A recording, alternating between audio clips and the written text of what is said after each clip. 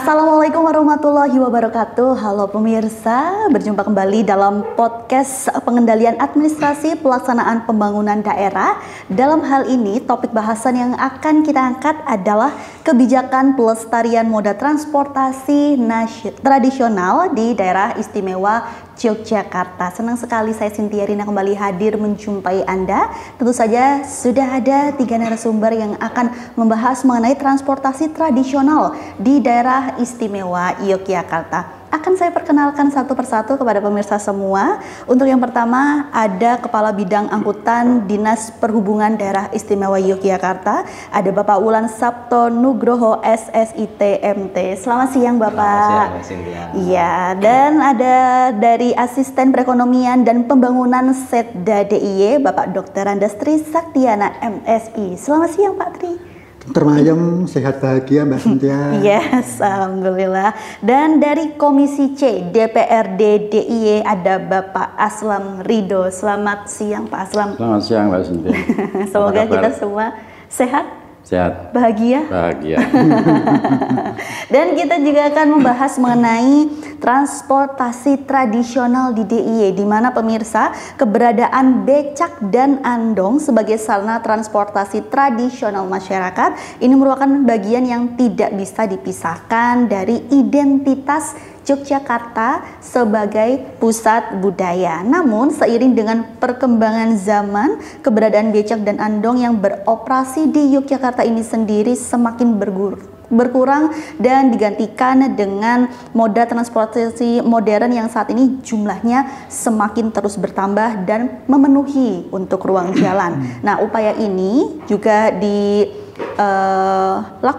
untuk mempertahankan identitas budaya menjadi tanggung jawab bagi semua pihak. Kita akan bahas satu persatu terlebih dahulu untuk moda transportasi tradisional di daerah istimewa Yogyakarta. Mungkin saya ke Pak Sabto terlebih dahulu ya Pak ya, terkait dengan moda transportasi tradisional di daerah istimewa Yogyakarta. Kita kalau ke kota, ke Malioboro itu masih menemui andong, becak dan lain sebagainya. Kalau data dari Disub sendiri untuk moda transportasi tradisional di DIY sekarang seperti apa Pak? Baik, terima kasih Mbak Cynthia. Untuk angkutan tradisional khususnya becak andong saat ini memang menjadi salah satu ciri khas dari angkutan tradisional yang ada di DIY.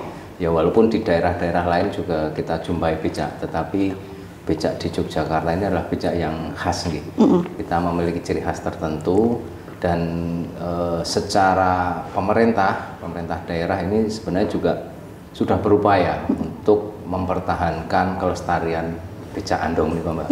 Ini dibuktikan dengan sudah adanya Perda 5 tahun 2015 tentang kelestarian angkutan tradisional becak dan andong, yang harapannya ke depan becak dan andong ini jangan sampai hilang. Tadi kalau panjenengan aturkan sekarang jumlahnya sudah berkurang, memang benar Mbak. Jadi karena kita tahu sendiri nggih, untuk pengayuh becak ini kan sekarang juga sudah sepuh-sepuh. Kemudian andong ini juga kudanya juga harganya cukup mahal. Kadang-kadang juga tidak bisa mempermudah kudanya. Nah, ini kenapa dikeluarkan adanya perda kaitan itu untuk melakukan perlindungan itu Mbak.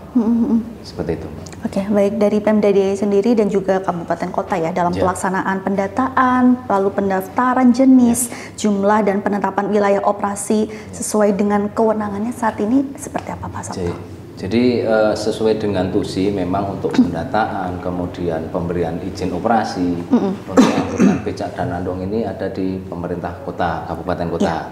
Jadi saat ini sifatnya kalau pemerintah provinsi, kami Dinas Perhubungan selalu koordinasi Mbak dengan kabupaten kota dalam pendataan becak meniko, khususnya yang ada di wilayah kota ya, yang ada di Malioboro. Saat ini dari kota itu setiap 3 tahun mengeluarkan namanya surat izin operasi kendaraan tidak bermotor, SIOKTB. Nah ini mereka diberikan semacam plat nomor seperti itu, kemudian didata di Dinas Perhubungan Kota Yogyakarta. Itu untuk becak maupun andong berlaku seperti itu Mbak. Sekarang kalau didata becak andong di Jogja itu secara keseluruhan berapa sih Pak? Jadi yang dimasuk di data adalah untuk becak ini yang becak kayu ya Mbak, bukan becak motor gitu. Kalau becak kayu itu ada sekitar 500-an. Tetapi kalau andong itu ada sekitar juga 500-an. Nah ini saat ini fenomenanya untuk yang becak khususnya Mbak semakin berkurang karena banyak yang beralih ke pintor. Nah ini makanya perlunya tadi adanya perda itu kita jalankan, kita laksanakan itu untuk mengurangi itu tadi pergeseran dari tradisional ke yang modifikasi seperti pintor. Sejauh ini kalau untuk mungkin sosialisasi kepada para pengemudi becak kayu seperti itu, kan tadi disampaikan Pak Sabto sudah pada beralih juga Pak ke bentor. Nah itu nantinya edukasinya seperti apa? Karena kan ini juga sudah ada perdanya, sudah mungkin dilindungi juga. Nah itu nanti gimana Pak? Jadi memang sebenarnya untuk pengemudi khususnya becak itu sudah kita berikan beberapa juga pendampingan. Terakhir itu sudah dibentuk suatu koperasi Mbak. Koperasi becak kayu. Dalam hal operasionalnya selalu didampingi. Jadi Dinas Perhubungan Kota bekerjasama dengan Dinas Perhubungan Provinsi dan juga Dinas Koperasi ini melakukan pendampingan Mbak. Mereka kita ajari bagaimana mengelola secara modern. Artinya biar juga naik kelas. Tidak hanya UMKM tapi harapan kami tukang becak itu juga bisa naik kelas. Kemudian sering juga kita mengajak CSR bekerjasama dengan swasta, misalnya dengan pemberian seragam, dengan pemberian mantel. Kemarin terakhir itu kami kerjasama dengan PLN untuk diberikan fasilitas pendukung mereka, Mbak. Sejauh ini sudah dilakukan beragam upaya ya Pak ya dari Pemda sendiri untuk bisa tetap melestarikan tadi ya untuk becak kayu dan juga andong di daerah istimewa Yogyakarta yang menjadi ikon gitu kan ya, ikon budayanya Jogja, transportasi tradisionalnya Jogja gitu. Mungkin saya ke Pak Tri Pak.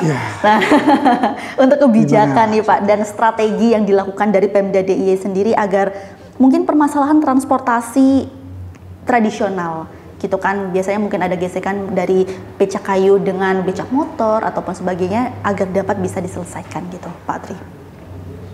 Tentu kita kalau melihat fenomena alat transportasi tradisional di tahun 2025 ini ada becak, ada andong dan sebagainya. Pasti berbeda kebijakannya ketika tahun 80-an atau 70-an bahkan. Dulu yang namanya becak itu benar-benar alat transportasi harian untuk membantu. Mau ke pasar, itu ibu saya naik becak. Mau bekerja itu bisa naik becak. Sekarang jarang sekali orang yang mau kerja naik becak. Karena ada pergeseran fungsi. Alat transport tradisional itu fungsinya sekarang ke arah wisata. Bukan alat transportasi harian. Baik becak, andong, apalagi gerobak. Dulu gerobak itu kan digunakan untuk ngangkut barang, beras dan sebagainya.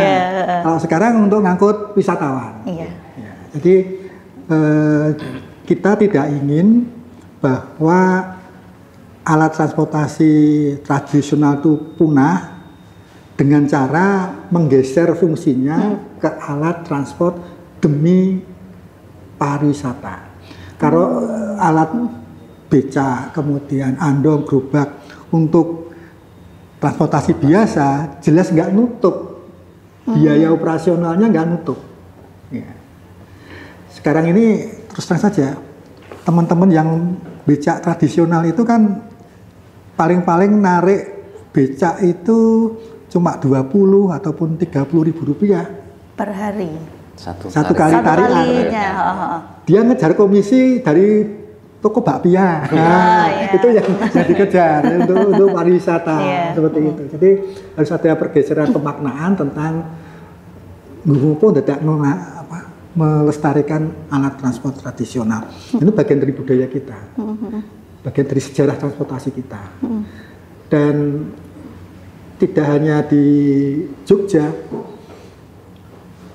di Shanghai pun yang industrialnya begitu maju, itu becak yang tidak dikayuh, tapi ditarik.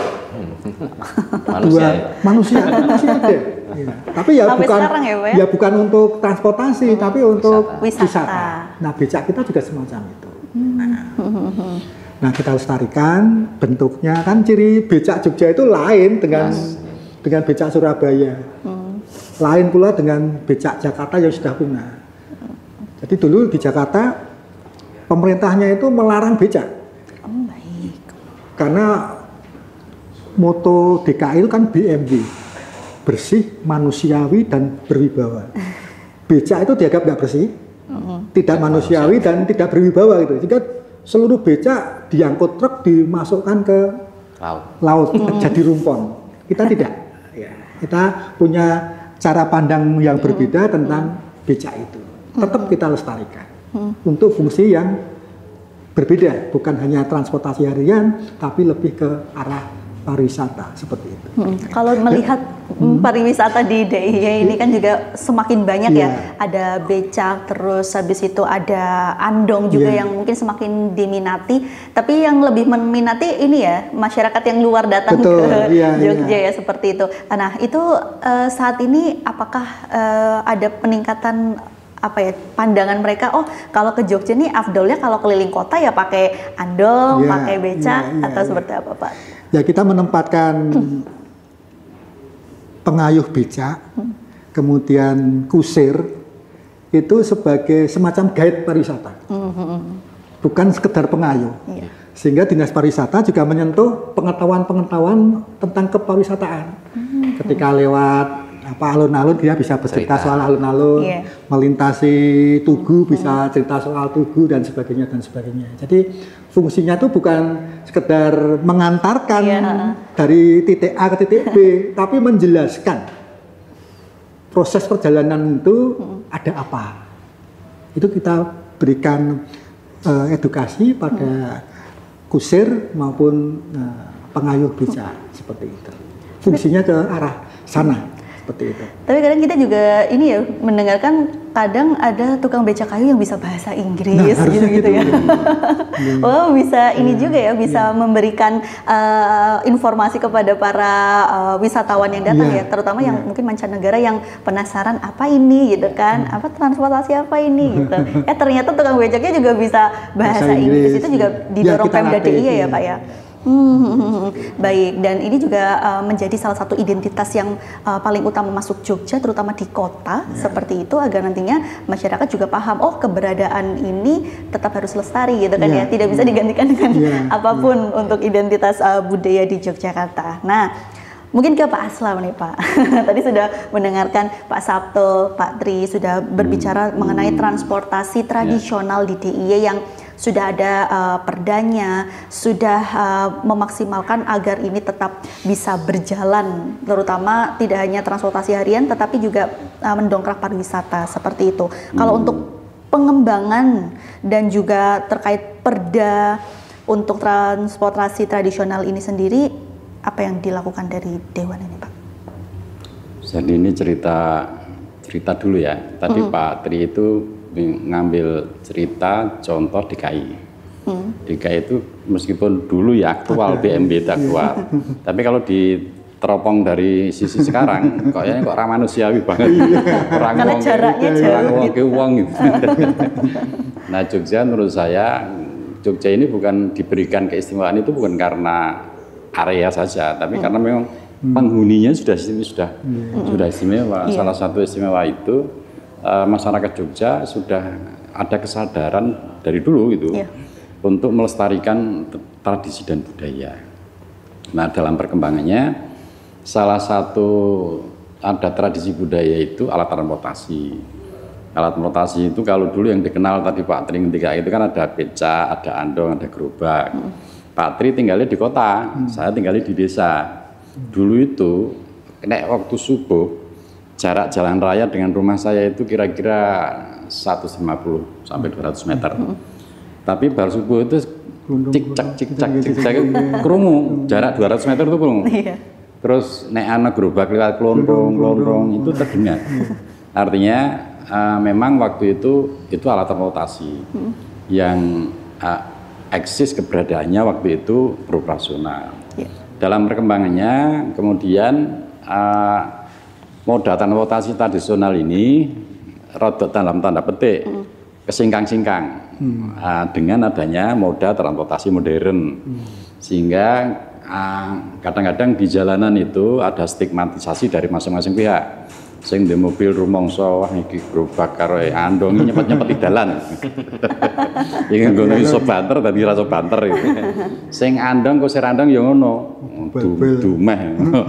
Dumeh wong sugih gitu kan. Klakson. Aku kira iso ngebut. Nah, ada proses dialog seperti itu di ranah sosial kita. Kemudian saya apresiasi dengan Pak Gubernur DIY yang kemudian ada upaya bagaimana transportasi tradisional yang ternyata masih eksis diakui oleh masyarakat. Karena yang di Perda kita atur itu hanya becak dan andong. Pertanyaannya kemudian ngopo gerobak kok ora diatur di dalamnya. Itu kan modal transportasi juga. Tadi di ketentuannya itu kan moda transportasi tradisional sing isik eksis diakui oleh masyarakat sebagai fungsi transportasi. Nah, gerobak itu di dekade tahun terakhir itu sudah tidak berfungsi sebagai pengangkut barang. Ya kadang pameran yang lapangan ini festival gerobak. Tapi sebagai fungsi transportasi ini sudah enggak berfungsi. Tapi andong masih. Andong itu masih beberapa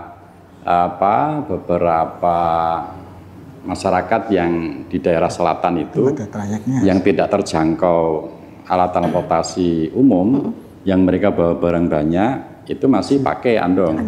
Misalnya pengrajin-pengrajin di daerah Delingo, daerah Mogiri itu membawa kerajinannya ke Sopeng, ke pasar Sopeng itu masih beberapa pakai andong. Itu artinya kan sebagai sarana transportasi itu masih eksis.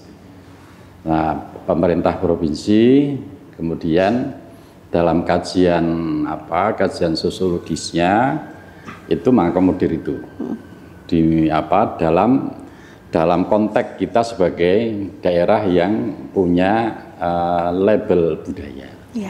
Sehingga kemudian Perda ini diinisiasi oleh pemerintah provinsi, kemudian dibahas bersama di DPRD. Sehingga Perda 5 tahun 2016 itu yang diatur ruang lingkupnya itu memang spesifik hanya mengatur bagaimana reeksistensi andong karo becak. Jadi ruang lingkupnya itu satu penyelenggaraan. Artinya keberadaan andong becak di jalan raya itu diakui oleh peraturan daerah ini. Satu penyelenggaraan, kemudian yang kedua pelestarian. Yang ketiga itu pengawasan pembinaan, yang keempat peran serta masyarakat.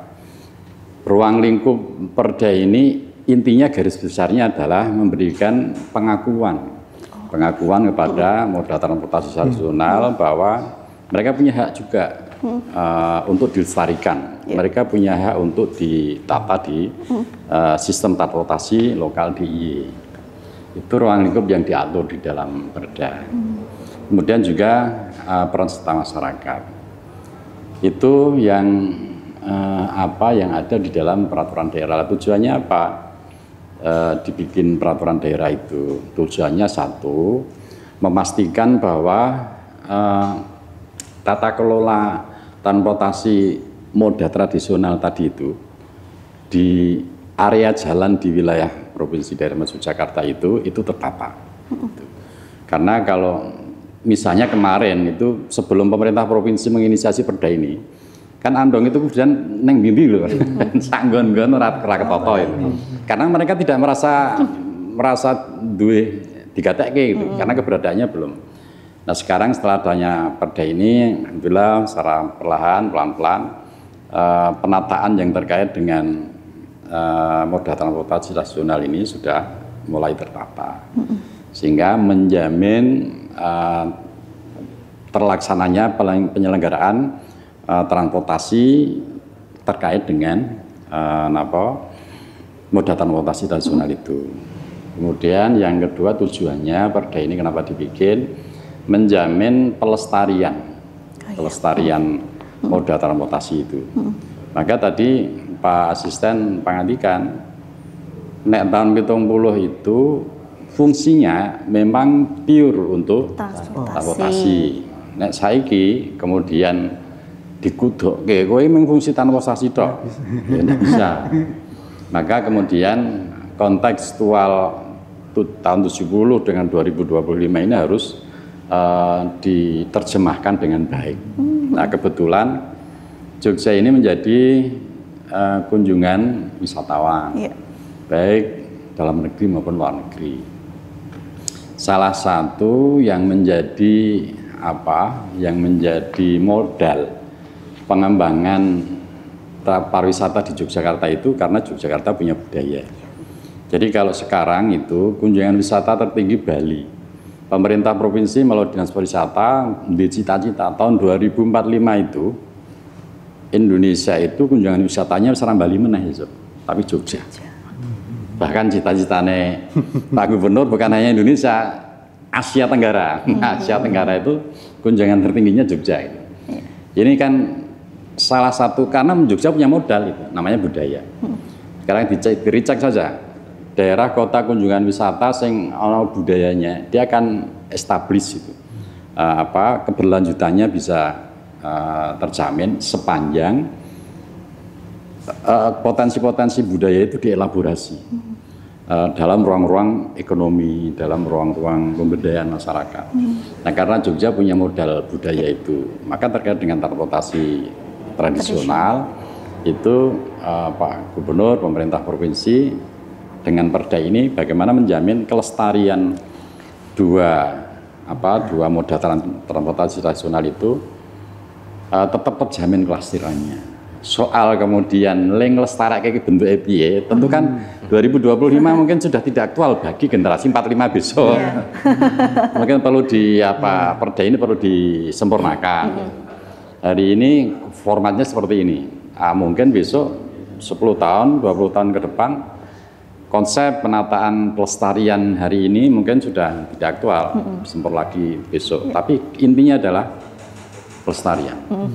Tujuannya adalah pelestarian. Kemudian yang ketiga itu menumbuhkan kekuatan ketahanan ekonomi bagi pemilik pelestari. Dalam hal ini adalah pemudinya. Nek gerobak itu jenenge nek kantong jenenge kusir. Nek becak apa, Pak? Pengayuh becak. Pengayuh becak. Nek gerobak apa Mbak Sinja? Pendorong ini. Penari. Kusir gerobaknya apa? Kusir gerobak. Penari gerobak. Depannya pakai B. B apa? Penari gerobak itu namanya bajingan. Oh iya, benar. Nah, yang ketiga itu meningkatkan, jadi pemerintah dengan perda ini bagaimana meningkatkan ekonomi pelestari. Dalam hal ini adalah pemilik dan sekaligus operatornya. Bagaimana dengan upaya provinsi melestarikan itu ya rame ngelestari barangnya, neng ya tambah meningkat ekonomi operatore. Ini dengan adanya perda ini garis besarnya begitu. Tentu ini karena kebijakan regulasi ini kan baru dan bukan turunan dari regulasi di atasnya. Ini pure inisiatif dari pemerintah provinsi, dikonsep, digagas, konstruksi regulasinya juga dikonsep, digagas, direkonstruksi oleh teman-teman pemerintah daerah. Bukan perda turunan perintah dari di atas, sehingga saya atur begitu itu sehingga sangat mungkin sekali konsepsi regulasi yang hari ini disusun di Perda 5 2016 mungkin satu saat perlu ada evaluasi penyempurnaan, evaluasi dalam rangka penyempurnaan. Misalnya tadi Pak Tri, nek saiki misalnya Pak Tri, nek sing pengayuh wis ra ono, wis do jelek kabeh. Nah, mesti kan ada upaya untuk bagaimana intinya transportasi tradisional itu tetap lestari. Nah, mungkin satu saat perlu ada ijtihad untuk bagaimana bentuk pelestarian seperti apa.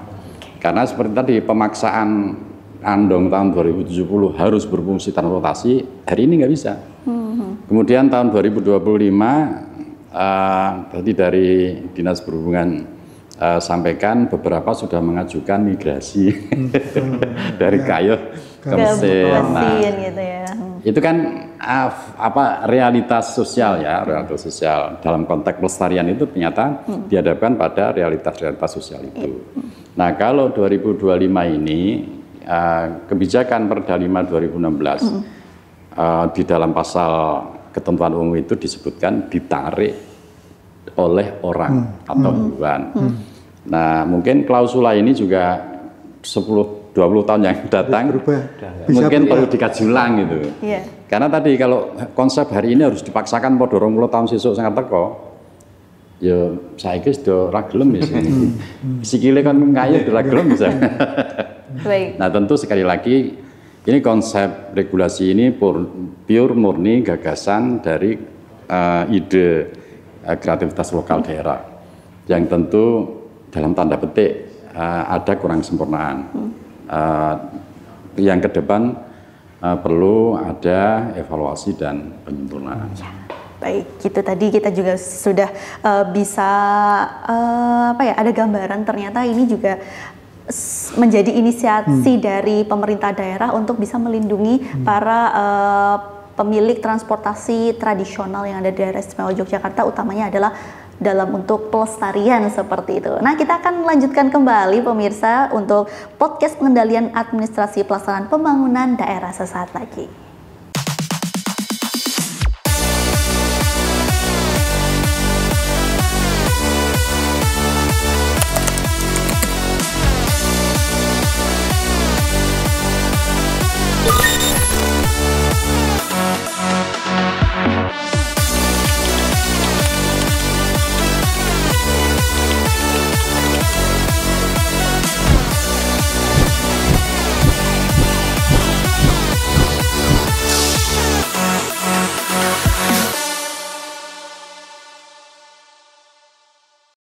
Kembali lagi dalam podcast dalam topik bahasan kebijakan pelestarian moda transportasi tradisional di daerah istimewa Yogyakarta. Tadi kita sudah diberikan banyak penjelasan bahwasanya becak dan juga andong menjadi salah satu identitas budaya dalam hal ini adalah transportasi tradisional di Yogyakarta, dan ini perlu dilestarikan agar masyarakat juga paham bahwa keberadaan dua kendaraan atau mode transportasi tradisional ini juga perlu menjadi perhatian bagi masyarakat dalam hal pelestarian seperti itu. Mungkin saya ke Pak Sabto lagi, Pak. Nah, ini kan juga tadi disebutkan bahwa ada beberapa mungkin yang memiliki transportasi tersebut seperti becak kayu ingin migrasi gitu, mungkin ya karena keterbatasan tenaga atau sebagainya seperti itu. Nah, kalau untuk dari Dinas Perhubungan bagaimana untuk hal tersebut dan upaya untuk memfasilitasi kerjasama antar daerah dalam satu provinsi ini, kemitraan dengan swasta dan juga jejaring dalam penerapan moda transportasi tradisional ini sendiri seperti apa, Pak? Iya, baik Mbak. Jadi leres sih kalau nanti ke depan itu yang mau naruh ngayuh becak sinten nah ini. Nah, dari situ kemudian di tahun 2020-an itu kami Dinas Perhubungan melakukan ini Mbak, apa namanya? Sayembara. Oh, baik. Sayembara kaitannya untuk mengatasi tadi karena ngayuh itu berat. Ini membuat suatu becak yang bertenaga alternatif. Nah, tenaga alternatif di sini yang digunakan adalah tenaga listrik. Nah, ini kemarin dari beberapa sayembara ini yang diikuti dari BLPT, diikuti dari UGM, diikuti juga dari Selis. Ini kita ambil beberapa yang ini bisa diproduksi massal. Nah, ini kemarin sudah direalisasikan di tahun 2023 dan 2024. Kita mengeluarkan becak kayu bertenaga alternatif. Judulnya ini becak kayu bertenaga alternatif yang tenaganya adalah listrik. Tetapi yang perlu diingat di situ apa Mbak? Kita tidak menghilangkan kayu hanya, karena kan ciri khas becak itu ada kayunya. Nah, menika di becak bertenaga alternatif ini kayunya tetap berfungsi, cuman kita menambah satu alat yang namanya semacam pedal asis lebih personil kaitan bersepedaan. Itu yang fungsinya memperingan kayuhan si tukang becak. Nah, ini sudah kita adakan di 2023 itu jumlah 50, 2024 itu kemarin di 940. Kemudian ini kita hibahkan kepada koperasi yang tadi koperasi-koperasi yang sudah ada ini kita berikan. Nah, selain memberikan, kita juga melakukan pendampingan, Mbak. Harapannya dari koperasi ini tidak terus serta-merta ini menjadi milik satu orang. Kenapa harus koperasi? Karena kan koperasi ini anggotanya banyak. Ini becak ini statusnya menjadi miliknya koperasi. Sehingga satu koperasi misal kita berikan 10 becak, nah ini bisa digayuh lebih dari 10 orang. Misalkan dibikin shift pagi siang atau dibikin Sabtu Minggu. Harapannya tadi untuk meningkatkan juga pendapatan masyarakat. Kita tidak ingin juga kita kasih hanya satu. Nah, nanti kalau kita semua mau membagikan tentunya cukup banyak yang harus kita adakan untuk becak ini. Sementara dengan kondisi 90 becak ini harapan kami ini bisa digunakan bareng-bareng. Kemudian kedepannya juga kami berharap dari komunitas ataupun koperasi ini bisa mempromosikan sendiri. Misalnya tadi ini kaitan CSR ya, Pak. Kita buka kerjasama dengan hotel, kita buka kerjasama dengan travel agent, sehingga nanti misal wisata ke Jogja itu paketannya ada naik becak. Misal nginep di satu hotel, ya sudah ada include bonus naik becak. Nah, ini artinya apa? Betul tadi yang disampaikan, ke depan itu kita tidak menjadi alat transportasi, ini menjadi bagian dari wisata budaya, menjadi bagian dari ikonik. Orang ke Jogja kalau belum naik becak belum pas, afdol gitu ya. Masih ada yang kurang. Nah, ini ke depan yang kita dorong, kita juga kerjasama dengan dinas koperasi, dengan perhotelan untuk bisa untuk bisa mempromosikan ini. Ini dari becak listrik ini kemarin sudah ada beberapa dari wisatawan asing gitu ya. Mereka dari hotel ke stasiun mau naik kereta itu diantaranya pakai becak. Itu menjadi paket dari hotel. Nah, ini kalau hotel sudah ada sudah tahu koperasinya kan gampang. Tinggal kontak koperasinya. Saya butuh 10 becak listrik, tolong dinaik. Ini ke depan akan seperti itu dan tentunya harapan kami becak ini ya kalau sudah menjadi wisata jangan murah, jangan 20.000 lagi, ya 50.000 atau 100.000. Ini kan karena memang ikonik. Seperti tadi disampaikan Pak Tri di luar negeri malah pakai orang gitu. Itu pasti bayarnya lebih mahal lagi kan ditarik. Kalau kita andong pakai kuda aja sekarang rata-rata pasti di atas 200-an gitu sekali muter. Nah, ini harapannya ini juga menjadi memang sudah pasti kalau orang mau ke Jogja naik becak itu berapa sih? 50.000 atau naik andong itu berapa? 200.000. Ini menjadi suatu sudah diinformasikan kepada masyarakat ataupun wisatawan. Sehingga kasus ditutup ataupun tidak ada, udah informasinya terbuka standar. Gitu. Kalau untuk penataan sendiri Pak, untuk moda transportasi tradisional tadi ada andong, ada becak. Nah, untuk penataannya di kota gitu kan kadang ada yang berpencar-pencar gitu kan ya. Kalau mungkin di desa masih menjadi moda transportasi misalnya di pasar ataupun di mana gitu. Nah, ini kan di kota kan sudah banyak kendaraan. Yang di Malioboro pun juga sudah harus kalau misalnya ada Car Free Day atau apa yang di dalam ya cuman becak kayu dan juga andong kayak gitu. Nah, untuk penataannya kendaraan atau moda transportasi tradisional ini gimana, Pak? Jadi kalau panjenengan jalan di Malioboro sisi barat itu kan ada celukan-celukan. Nah, itu sebenarnya adalah bagian dari penataan. Di celukan itu kalau panjenengan pirsani tidak semuanya itu untuk becak. Itu di bawah di lantai itu ada simbolnya, Pak. Simbol becak sama simbol andong. Nah, itu ada masing-masing celukan itu sebenarnya khusus. Kalau yang celukan gambar becak yaitu khusus becak. Kemudian celukan gambar andong yaitu untuk andong. Walaupun pada prakteknya mungkin karena cukup banyak nih sekarang tidak memungkinkan semua masuk di situ. Kadang-kadang orangnya nggak ada, becaknya diparkirkan di situ dulu. Nah, ini sebenarnya itu bagian dari pengutarannya itu. Kemudian untuk yang andong itu dicelukannya sebenarnya sudah khusus, Mbak. Di situ disediakan kalau yang andong itu untuk pembersihan. Ya, ada salurannya ya, Pak. Itu untuk kalau misal ada kotoran, ada kencing kuda, itu bisa dibersihkan. Artinya apa? Kalau yang andong kok nganggoni becak, itu nanti pasti nggak ada buangannya. Harapannya ya andong di tempatnya andong, becak di tempatnya becak. Itu, Pak. Baik, berarti sudah diatur gitu ya Sudah, Pak ya.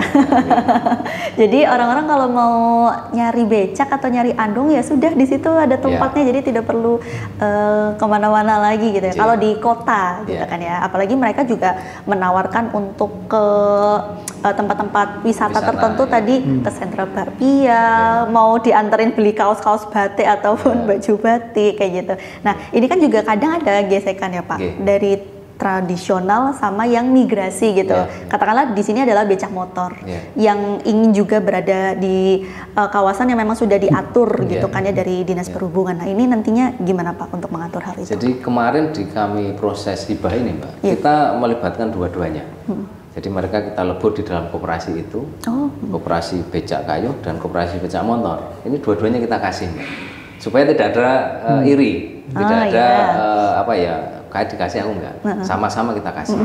Nah, memang ke depan tentunya yang masih menjadi PR adalah bagaimana mengkhususkan becak yang ada di ruas Malioboro ini adalah yang becak non motores, artinya becak kayu tradisional atau becak listrik.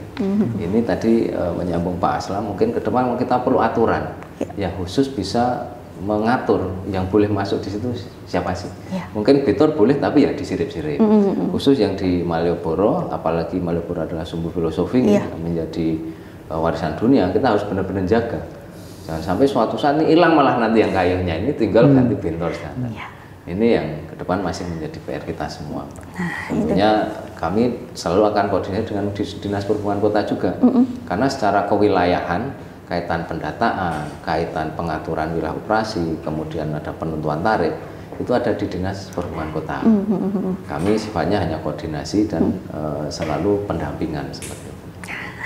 Dia tadi sudah dijelaskan banyak sekali, ternyata memang sudah ada regulasinya. Jadi untuk moda transportasi tradisional ini ya cukup melegakan ya, karena sudah ada regulasi tersebut, baik dari penataan tempat dan juga nantinya plot-plot yang bisa mereka gunakan untuk bisa menambah perekonomian bagi para pengemudi baik andong ataupun dari becak itu sendiri. Nah Pak Tri tadi kan dijelaskan ada becak listrik ini ya, tapi tetap ada kayuhannya juga. Nah tadi sudah ada sekitar 90 ya Pak ya, 90. Nah kedepannya gimana Pak dalam pelestarian transportasi tradisional tetapi sudah menggunakan tenaga lain yang bisa mendukung untuk kendaraan tersebut bergerak gitu? Ya, teknologi alat angkut itu kan berkembang. Dari mulai yang ditarik langsung tanpa gigi sampai yang dengan gigi dan rantai, kemudian berkembang dengan alat bantu listrik tapi tetap di kayu. Yang tadi Pak Sabto menyebut teknologi pedal assist. Pedal itu ya pedal, assist itu membantu. Jadi kalau tanpa dipedal tetap nggak bisa jalan. Beda dengan apa sepeda listrik yang biasa yang mak itu kan dicetet itu dia langsung jalan. Ini kalau nggak di kayu nggak jalan. Tapi kayuannya ringan sekali karena dibantu dengan tenaga listrik. Nah barangkali ini merupakan gabungan antara model becak masa lalu dengan teknologi masa kini dan masa depan. Jadi mungkin bentuknya itu ya seperti becak tahun 70-an, tapi teknologinya sudah teknologi sekarang dengan bantuan yang disebut dengan pedal assist itu dengan baterai. Ini sangat memungkinkan dan sudah ada contoh-contohnya, dan saya yakin semakin lama nanti semakin bisa berkembang, tambah ringan, tambah bisa menempuh jarak yang lebih panjang. Kemudian ora bola-bali ngecas. Saya yakin seperti itu kan. Kalau sekarang hanya 30 kilo sudah harus ngecas lagi. Besok mungkin sampai 150 kilo baru ngecas. Sehingga memudahkan pengayuh becak dengan bantuan listrik tadi. Nah, Mbak, kalau kita bicara soal transportasi tradisional, itu yang kita bicarakan pertama kali tentang suprastrukturnya. Suprastruktur, kemudian infrastrukturnya, dan kulturnya. Tiga-tiganya harus kita manage. Suprastruktur itu termasuk regulasi yang telah dibantu oleh Pak Aslam dan teman-teman Dewan. Kita ini satu-satunya provinsi yang punya regulasi tentang alat transportasi tradisional. tidak ada yang kita contoh. Iya, bangun sendiri Tidak ada gitu cantelan di atas, nggak ada. Nggak ada. Ini akal-akalnya Pak Aslam aja bisa jadi seperti itu. Terima kasih Pak Aslam. Iya. Ya, itu tentang kelembagaan dan tata kelola dari sisi aturan regulasi. Iya. Itu kita sebut dengan apa? Suprastrukturnya. Suprastruktur. Kemudian infrastrukturnya. Ini ada yang tadi Pak Sabto menyebut di Malioboro itu ternyata sudah disiapkan infrastruktur khusus becak dan andong. Iya. Kalau nggak diamati teliti nggak kita bisa membedakan. Ternyata kalau ada tandanya. Ternyata sudah logonya. diketahui Iya, mereka sendiri iya. ya. Yang untuk becak itu tanpa pengering, tanpa apa untuk membuang kotoran. Yang untuk andong ada cowaan-cowaan gitu di Malioboro. Bisa kita lihat ya itu ada parkir becak, parkir andong. Jadi dari infrastruktur kita siapkan itu. Kemudian dari kultur. Nah, kultur masyarakat pengguna juga kultur operatornya, si kusirnya, Tukang becak. kemudian tukang becaknya. Nah, ini harus kita edukasi juga, jangan sampai pakaiannya mungkin sak karepe dhewe, gitu. Kemudian perilakunya juga sak karepe dhewe. Kita bina itu, karakternya kita arahkan sebagai agen wisata. Agen wisata, jadi karakternya itu bukan karakter untuk hanya sekedar mengantarkan, bukan karakter pengemudi, tapi karakter agen wisata. Iya. Ke situ. Jadi lebih meningkatkan derajatnya. profesi pembecak dan kusir andong itu tidak hanya sekedar pengantar barang dan orang, tapi karakternya adalah semacam pemandu wisata. Itu yang harus kita bentuk. Nah, kalau dari Pemda sendiri mungkin bersama dengan Pemkot, Pemkap seperti itu Pak Tri untuk melakukan kerjasama dan juga ada mungkin pihak tiga gitu kan dalam melakukan pengelolaan transportasi tradisional ini yang dilakukan di suatu kawasan sebagai penyedia fasilitas seperti itu. Mungkin paling sedikit ada tempat parkir, lalu ada toilet ataupun tempat-tempat penampungan yang mungkin membuang kotoran-kotoran kuda seperti itu. Seperti apa Pak? Ya, sebagai contoh ya, saya sebut nama saja ya. Misalnya Hotel Melia Purosani. Dia membina tukang becak khusus, dikasih kostum khusus, warna becaknya khusus, ada tempat khusus di sana untuk ngetem. Dan ada toilet khusus untuk tukang-tukang becak itu. Itu contohnya ya. Saya sebut merek gak apa-apa ya, karena bukan kantor saya itu. Mungkin nanti bisa dicontoh di tempat lain ya, Pak, punya identitas sendiri. Seperti itu, iya. Oke, terus setelah itu apa bisa didorong juga Pak untuk mungkin yang tempat lain gitu kan ya, agar mungkin mereka punya identitas sendiri, mungkin toilet sendiri atau tempat penampungan kotoran bagi andong gitu misalnya. Kalau dalam perusahaan itu kan ada CSR ya. Iya. Apa kepedulian terhadap masyarakat, kewajiban perusahaan.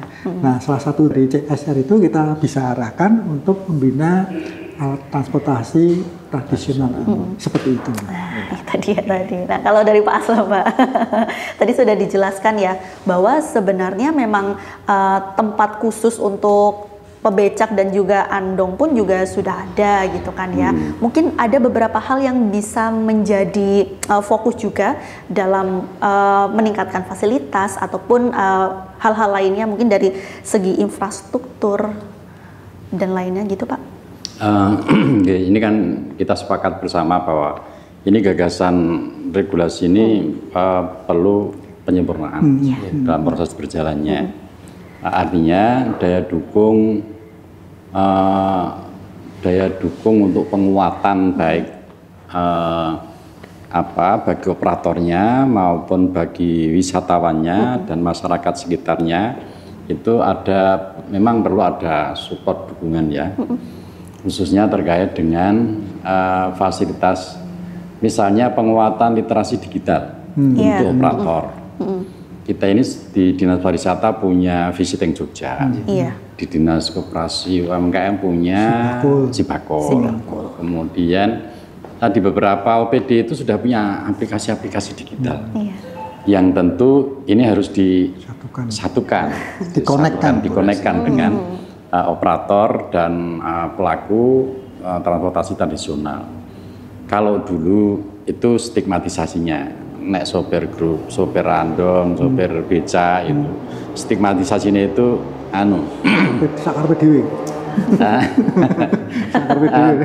Satu itu, yang kedua itu gaptek. Oh iya. Nah, stigmatisasi gaptek itu harus kita pelan-pelan harus kita hilangkan agar apa? Kita punya visiting Jogja, punya Sibagul itu dan juga bisa dimanfaatkan oleh para pelaku. Ini tentu butuh proses literasi, penguatan literasi digital bagi para pelaku. Kemudian kaitan dengan tadi yang Mbak Cynthia sampaikan. Selama ini kan bicara tentang transportasi tradisional itu hanya bicara Malioboro. Sementara kan kita ini punya lokus-lokus budaya banyak di area kota selain Malioboro. Kemudian di area wisata selain kota. Itu kan juga ada sentra-sentra wisata yang perlu dikembangkan bagaimana agar jumlah populasi misalnya, jumlah populasi transportasi tradisional itu ke depan semakin banyak itu. Menurut saya tidak harus disentrakan lokusnya kota. Apalagi lokusnya Malioboro. Kalau lokusnya nanti Malioboro, ya susah macet. Macetnya tambah oke. Artinya kan ada perlu di mixing dengan kebijakan dari Dinas Pariwisata, kemudian dari tata ruang, bagaimana penataan ruang dan wisata itu, kan kita punya rencana Riparda, rencana induk pariwisata daerah. Jadi bagaimana misalnya Bantul itu Malioboro ini Bantul nah yang tinggi. Kemudian Gunung Kidul ini Malioboro ini Gunung Kidul mana? Sleman, Malioboro ini Sleman mana? Sehingga kalau ke depan semakin banyak populasi, jumlah transportasi tradisional itu, sing Sleman ya rasa dadoh ning Malioboro. Iki lho ana Malioboro ning Sleman. Di titik itu gitu ya. Iya, misalnya Bantul iki sing omahe basa Serandaan, kemudian Mogiri. Iki rasa perlu golek dit ning Malioboro. Ini di Bantul ada Malioboro ning Bantul. Sehingga konteks pelestarian itu relatif lebih ringan, lebih masif. Kemudian dalam konteks pemberdayaan perkuatan ekonomi operator, pemilik transportasi itu juga menjadi lebih lebar, lebih luas itu. Karena meskipun pembinaan itu kita berikan pada kabupaten kota, tapi kan perlu kita fasilitasi juga. Kabupaten kota itu tidak difasilitasi pemerintah provinsi, ya tidak secepat ini gitu. Kayak misalnya Sarpras. Sarpras kan selama ini yang fasilitasi Pak Trisakti dari Pemprov itu loh. Pembinaannya kabupaten kota. Nah, kalau misalnya ada Malioboro-nya Sleman, Malioboro-nya Bantul, ada Malioboro-nya Gunung Kidul, tentu ini Sarpras ini harus provinsi yang menyediakan. Kan banyak di kota itu yang pembinaannya diserahkan kota, tapi sarana prasarananya tetap provinsi yang bangunkan. Nah, dalam rangka pengembangan ke depan menurut saya satu pelestarian dan peningkatan ekonomi operator itu ke depan perlu difikirkan jembarke nggon transportasi alat transportasi tradisional ini. Dan ini nggak mudah. Nggak mudah itu karena ya bergantung dengan lokasi wisatanya, bagaimana bangunan sentra wisatanya itu berhasil dulu, lagi becak andong lebu. Pasarnya aja dulu itu loh. Nek pasare rono andonge karo becak kan rono ya do wegah. Pasar itu maksudnya destinasi. Destinasi yang familiar dengan andong dan becak. Nek misalnya kaya Ndlingo itu ya sudah berkembang, tapi nek Ndlingo njur andong karo kan sana ya berat. Tentu tidak familiar bagi andong dan becak untuk misalnya Ndlingo. Disesuaikan bagusnya. Sesuai dengan wilayahnya itu ya. Nah, ini juga butuh sinergi dengan dengan UPD yang lain. Artinya kaitan dengan pelestarian pemberdayaan ekonomi operator itu tidak bisa hanya satu sektor, harus melibatkan sektor yang lain, UPD yang lain. Salah satunya tadi itu dengan Dinas Pariwisata kaitan dengan penguatan literasi digital. Karena pernah ada cerita begini Pak Tri, ada penyedia jasa foto. Dari sisi produknya bagus, tapi karena literasi digitalnya masih kurang, ada wisatawan yang menggunakan jasanya dia. Pemahamannya wisatawan, dia bisa bayar dengan QRIS. Ya. Oh baik. Karena dia sudah terbiasa lelungan itu nggak bawa cash, nggak bawa kredit cash. Ya rampung nah, itu kan mau bayar. Nah ternyata nggak siap, nggak siap dengan QRIS itu. Nah maunya cash. Nah wisatawan nggak bawa duit cash. Nah, padahal itu di kawasan Malioboro. Nah ini kan perlu penguatan literasi digital. Keren gitu, nek sopir andong neng duwe kris, belum bayar kan tinggal aja gitu ya. Terus misalnya pesan itu sebelum datang ke Jogja itu sudah pesan, misalnya oh jadwalnya ini pesan andong itu pakai aplikasi misalnya. Sesuatu yang menurut saya nek hari ini belum mungkin, satu saat itu mungkin. Aku harus neng Bantul, tekan Jogja, karena neng Bantul, pesan andong neng kono lewat mana ya? Mungkin bisa suatu saat bisa difasilitasi. Tapi yang terkait dengan transaksi cashless tadi itu wis menurut saya wis kudu ra kudune itu. Tuntutan zaman. Sudah tuntutan zaman. Jogja sing kebacut distigmatisasi kota pelajar. Yang notabene-nya nek wis kota pelajari luwih cerdas. Makanya daerah yang lain gitu Mbak. Baik, nah itu kalau mungkin ada uang tunai buat bayar parkir aja lah gitu kan. Oke, baik pemirsa, jangan kemana-mana, kita masih dalam pembahasan podcast kebijakan pelestarian moda transportasi tradisional di daerah istimewa Yogyakarta. Kami kembali sesaat lagi.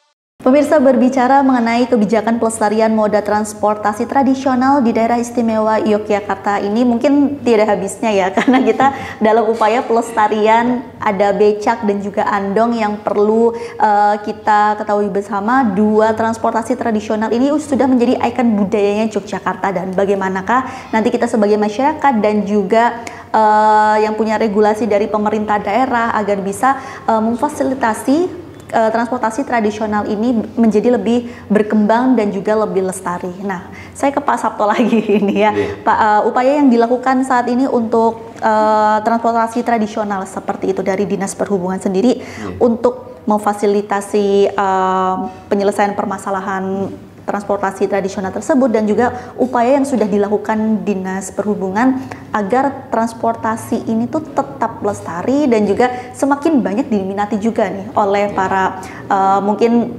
warga lokal Jogjanya ataupun masyarakat luar wisatawan yang datang ke Jogja gitu Pak. Ya, ini berarti kan lebih ke edukasi masyarakat sebenarnya ya.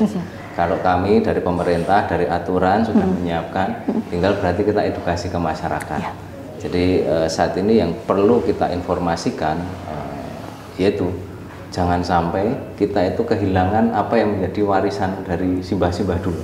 Becak andong ini kan sudah dari zaman dulu. Jangan sampai anak-anak kita ke depan itu nggak tahu, hanya cerita gitu kan. Nah ini yang perlu kita tanamkan. Mungkin yang paling mudah sebenarnya dari medsos ya Mbak. Saat ini kami di instansi juga ada media sosial. Kami tidak kurang-kurang juga menyampaikan bahwa kita itu ada angkutan tradisional yang dilestarikan, yang harus kita gunakan. Siapa lagi yang menggunakan kalau bukan kita? Sebelum kita mempromosikan kepada orang lain di luar Jogja, tentunya kita sebagai masyarakat Jogja ini juga harus lebih care dulu, ya, lebih mencintai dulu. Jangan malah wah ini becak ini di rumpun aja, wah ini nanti tentunya akan bertentangan juga dengan perda, karena di situ ada kewajiban kita untuk menjaga kelestariannya. Kemudian selain itu tentunya dari pemerintah daerah, khususnya dari Dinas Perhubungan ini selalu juga mengajak di kabupaten kota. Karena saat ini memang leres tadi disampaikan Pak Aslam, yang ada itu di provinsi aja, di kota Yogyakarta saja. Sebagai contoh, saya kebetulan di Kulon Progo, Mbak. Di Kulon Progo itu kalau andong nggak ada. Becak masih ada tapi tinggal beberapa. Mungkin kalau di Sleman juga di Prambanan itu masih ada. Kalau di Bantul, andong itu di wilayah pantai. Di Parangtritis. Nah ini hal-hal seperti ini perlu kita eksplor lagi. Seperti itu yang di Parangtritis itu sudah bagus. Mereka menjadi ikonik di Parangtritis. Nah ini tinggal dikelola lagi. Artinya mungkin dari Dinas Perhubungan Bantul juga perlu melakukan pendataan. Kemudian yang kedua dia juga perlu menstandarisasi sebenarnya angkutan tradisional yang standar itu seperti apa, yang aman seperti apa. Kemudian yang terakhir tentunya juga promosi. Ini 3 hal ini yang harus terus dikembangkan untuk tadi menjaga jangan sampai ini hilang. Kalau di Gunung Kidul saya belum tahu sebetulnya belum terdata kalau untuk yang angkutan tradisional. Tapi tadi di Kulon Progo, Sleman, Bantul ini yang saat ini kita minta juga ke Dinas Perhubungan untuk juga melakukan pendataan, biar ya nanti akan dicarikan mekanisme apa menyesuaikan daerah tadi nih. Misalnya di Kulon Progo itu masih banyak di seputaran stasiun dan pasar. Nah ini bisa menjadi angkutan dari pasar ke stasiun ataupun dari pasar ke rumah sakit atau puskesmas ataupun mengantar pedagang ya, menjemput bakul-bakul mau ke pasar itu bisa disebut dengan becak meniko. Antara lain seperti itu. Ada juga nggak Pak sosialisasi terkait dengan perawatan kendaraan tradisional itu sendiri dari Dinas Perhubungan? Ada Mbak. Kemarin di kaitan dengan kita membagikan kendaraan listrik, ini setiap bulan kita lakukan pengecekan Mbak. Jadi kita bekerjasama dengan kabupaten kota juga melakukan pengecekan dari unit becak ini. Ya, nanti diberikan semacam tanda ya, tanda sudah lolos uji gitu ya, sehingga harapannya ke depan juga seperti modifikasi bentor ini juga akan bertentangan gitu, sebenarnya dengan konsep tradisional. Nah ini kalau sudah ada standarisasi itu tentunya ya jangan dirubah. Dan di awal dulu setelah adanya Perda 5 itu kami Dinas Perhubungan sudah mengajukan kepada Kementerian Perhubungan untuk dilakukan sertifikasi uji tipe. Jadi dari Kementerian Perhubungan telah memberikan semacam lisensi terkait spesifikasi becak. Becak tradisional yang itu menurut dari Kementerian sudah aman, sudah boleh untuk kita gunakan. Nah ini sebagai dasar hukum juga. Kemarin dalam kita pengembangan becak listrik ini juga sudah kita sertifikasikan ke sana. Kita ada namanya surat registrasi uji tipenya. Dari sisi teknis ini diperbolehkan untuk kita masalkan. Yang penting layak jalan juga ya Pak ya untuk kendaraan tradisional ini ya. Maksudnya tidak asal mungkin jalan, tapi dari yang pemilik kendaraan itu, transportasi itu juga harus memperhatikan bagaimana kelayakan dari perawatan mungkin dari rodanya, dari tempat duduk atau remnya dan lain segala macam. Ya itu dia tadi ya. Nah mungkin saya ke Pak Tri ya Pak, untuk penerapan dan pengawasan mode transportasi tradisional ini sebagai pemenuhan persyaratan keselamatannya seperti apa dari Pemda DIY Pak? Ya tadi Pak Safto sudah menjelaskan dari sisi pembuatan itu harus ada syarat spesifikasi teknis, kepakeman rem dan sebagainya itu harus dipenuhi ya. Dan tentu kalau kita menegakkan ketentuan tentang becak untuk transport becak yang kayu, karena kecepatannya itu kan limited, terbatas, itu relatif aman lah, relatif aman. Lain halnya kalau sudah dengan alat bantu misalnya listrik itu lebih ketat lagi harus kita lakukan. Nah tentang andong kita sudah bina juga pembuat andong. Oh baik. Ya. Karoseri andong. Itu harus kita lestarikan, bentuk pakemnya kayak ngopo, kemudian pengembangan keamanannya seperti apa, kenyamanannya seperti apa. Jadi kelihatannya cuma roda biasa itu kalau nggak pinter tuh nguben rasanya ra kepenak itu ya. Kemudian juga kuda itu kan mesinnya andong. kita kerjasama dengan Pordasi. Oh, baik. Ya, Pordasi itu singkatan Persatuan Olahraga Berkuda Indonesia. Berkuda seluruh Indonesia. Bagaimana cara melatih kuda? Kuda yang untuk andong kan beda karo kuda yang untuk loncat-loncat gitu ya. Untuk turnamen itu ya Pak. Ya beda ya. Nah, kita dengan Pordasi kita kerjasama. Bagaimana merawat kuda, melatih kuda supaya kuda itu emosinya terjaga. Oh iya. Ya, kuda itu juga punya emosi gitu ya. Nggak dibabel karo Pak Asam Tambure, nesu kan itu. Harus tahan ya. Kuda di jalan raya dengan kuda di desa kan beda seperti itu. Merawat kuda, melatih kuda itu kita kerjasama dengan Pordasi. Ya, jadi lintas sektor gitu seperti itu. Nah itu dia. Kalau dari Pak Aslam sendiri Pak, dari Dewan bagaimana juga bentuk dukungannya untuk agar nantinya transportasi tradisional ini pun juga tadi yang seperti Pak Aslam bilang tetap lestari dan juga perekonomiannya juga semakin meningkat di para kusirnya ataupun yang mengendari becak tersebut. Dan juga kan ini tadi ada kerjasama kolaborasi lintas sektor ini, nantinya Dewan ini juga dukungannya seperti apa? Baik, tadi yang belum saya sampaikan terkait dengan peran serta masyarakat. Iya. Nah, peran serta masyarakat tadi itu menurut saya juga perlu diterjemahkan dalam bentuk program lintas sektor, sekali lagi lintas sektor, karena ini konteksnya budaya itu lintas sektor. Contoh misalnya tadi sudah disampaikan oleh Pak Asisten. Keberadaan moda transportasi tradisional yang berupa andong itu dia butuh daya dukung supporting system namanya bengkel andong, karoseri andong. Itu juga itu tidak terputus dengan pelestarian kaitan dengan peran serta masyarakat. Banyak di Yogyakarta ini ada bengkel andong. Salah satunya itu di Patalan itu ada bengkel andong. Menurut saya pebengkel andong itu kalau yang Patalan itu malah model spare part andong ke zaman dulu itu ada di sini. Contohnya masih ada. Nah, menurut saya itu juga perlu dilestarikan dan diberdayakan. Dalam konteks apa? Pemberdayaan dalam konteks teknologi. Di pemerintah provinsi DIY punya OPT teknologi tepat guna. Misalnya ada OPT teknologi tepat guna. Misalnya bikin spare part. Kalau secara tradisional itu nggak spare part itu mungkin harus dipasah, ditempa, digraji secara tradisional. Nah, kita punya OPT, BPTTG itu. Nah, di mixing dihadirkan teknologi di bengkel-bengkel karesorian andong itu biar secara ekonomi juga bisa terpopang itu. Sehingga kudune butuh nggawe spare part X itu butuh seminggu, dengan adanya teknologi yang dikerjasamakan dengan BPTTG sehari bisa. Bikin spare part X itu sesasi mengiso nggawe loro. Tapi dengan teknologi itu iso nggawe 10, bisa nggawe 15. Kemudian ketika ada inisiatif untuk aksesori, karena konteksnya wisata, aksesori itu kan banyak andong itu banyak aksesorinya. Nah, biasanya kalau aksesori Kuningan itu handcraft, kerajinan tangan itu. Nah, BPTTG saya yakin kalau teman-teman BPTTG mampu kok itu, gak begini kisora. Jawabannya staffnya Pak itu iso.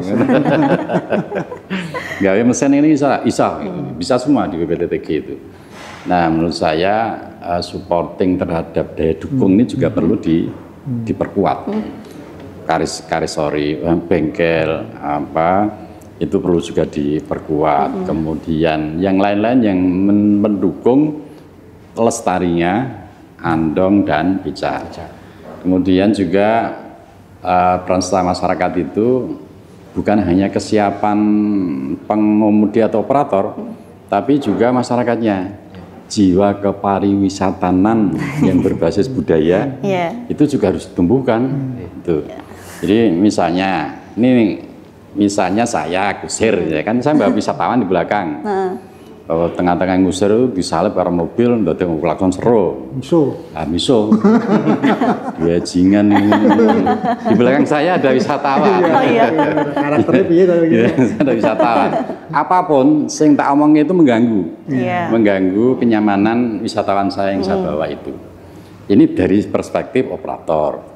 Dari perspektif masyarakat itu juga harus terbangun jiwa kepariwisatanya. Misalnya ono andong lewat, terus becak lewat, pas kita itu numpak motor alon-alon disalip karo andong, kira ratrimo disalip andong. Terus karo apa nyepatani kusir atau nyepatani. Ya itu kan juga bikin nyaman juga bagi wisatawan gitu. Meskipun hanya melirik itu loh. Melirik itu kan sudah terurai. Bahasa tubuh. Jadi orang miso-miso nganggo mulut namanya melirik, nyalip nang karo melirik gitu. Itu kan sudah nggak nyaman bagi wisatawan. Artinya peran serta masyarakat juga perlu ditumbuhkan kaitan dengan jiwa kepariwisataan. Karena suka dan tidak suka, Jogja itu nggak punya tambang, kita nggak punya sumber alam yang signifikan gitu untuk membangun daya dukung ekonomi masyarakat di ning Gusti Allah ya adil. Kita diberikan modal namanya budaya. Dengan jeladiran bahan baku yang namanya budaya ini bisa diolah dadi apa-apa. Sing iso dienggo menopang menumbuhkan perekonomian di daerah Yogyakarta. Lah menyadari itu maka menjadi kepentingan bersama pelestarian budaya itu menjadi kewajiban bersama seluruh masyarakat termasuk dalam konteks pariwisata tadi itu.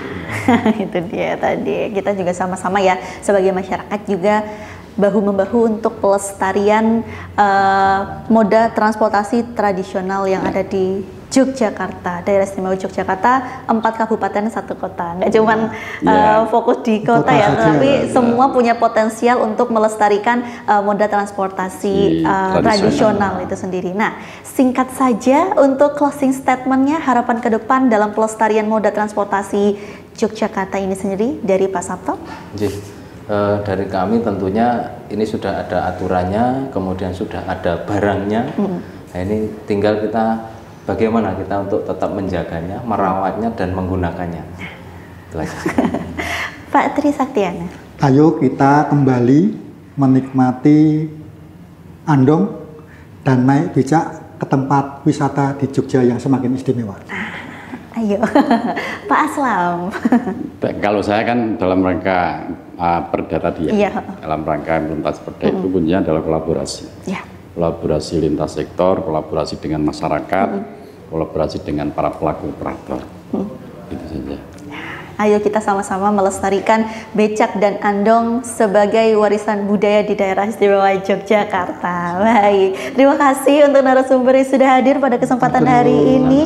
Dari Komisi C DPRD DIY Bapak Aslam Ridho, Asisten Perekonomian dan Pembangunan Setda DIY Bapak Dr. Andes Tri Saktiana MSI, dan juga Kepala Bidang Angkutan Dishub DIY Bapak Wulan Sabto Nugroho SSIT MT. Terima kasih banyak untuk kesempatan hari ini. Semoga kita bisa berdiskusi lagi di lain kesempatan dan tentunya bisa berguna untuk masyarakat di daerah istimewa Yogyakarta. Akhir kata saya Cynthia Rina pamit undur diri. Terima kasih. Wassalamualaikum warahmatullahi wabarakatuh. Waalaikumsalam warahmatullahi wabarakatuh.